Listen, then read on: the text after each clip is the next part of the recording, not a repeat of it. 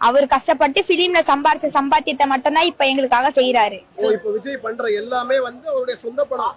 ஆமா, சொந்த பணம் தான். இப்ப வந்து எப்படின்னா 100 நாள் ஒரு நாள் கஜானா ஃபில் பண்ண முடியும்?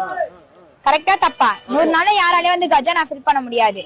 அப்படி இருக்கும்போது அவரோட சொந்த பணத்தை தான் நமக்கு செய்யறாரு. கவர்மெண்ட் பணத்துல ஒரு பைசா தொடரணும். இது வரைக்கும் அவர் ஒரு பைசா தொடர யாராலும் செய்ய முடியும். இது வரைக்கும் வந்து எந்த கட்சியாச்சும் அவங்க லேண்டை வித்து மக்களுக்கு செஞ்சாங்க சொல்லுங்க பாக்கலாம். யாராலுமே சொல்ல முடியாது. இதுக்கு முன்னாடி அந்த ஸ்டாலினும் சரி, அதுக்கு முன்னாடி இந்த ஜெயலலிதாவும் சரி, மக்களோட பணத்தை தான் மக்களுக்கு செஞ்சாங்க. யாரும் அவங்க சொந்த காசை செய்யல. என்ன சிஸ்டர் செஞ்சாரு லேண்ட வித்து? லேண்ட வித்துதோ மகளிர் உரிமை தொகை 1000 ரூபாய் கொடுத்திருக்காரு. அப்புறம் பெண்களுக்கு சிறப்பு பாதுகாப்பு படை அதை செஞ்சிருக்காரு. அதை தாண்டி இப்ப போலீஸ்க்கு புதுசா ஒரு வண்டி விட்டுருக்காரு. அது போக 3 சிலிண்டர் கொடுக்குறாரு. இதெல்லாம் எப்படி பண்ண முடியும்? அவர் தேர்தல் வாக்குறுதியில என்னுடைய சொந்த பணமே வெறும் 700 கோடி தான் காட்டினாரு. ஆமாண்ணா, ஒரே ஒரு திட்டத்துக்கு கூட அந்த 700 கோடி பத்தாது. அப்படி இருக்கும்போது நீங்க எப்படிமா அவர் சொந்த பணத்தை நீங்க செலவு பண்றான்னு சொல்லுவீங்க? சிலிண்டர் அனுப்பிச்சா பாத்தீங்களா, அதுக்கே 400 கோடி. சரிண்ணா.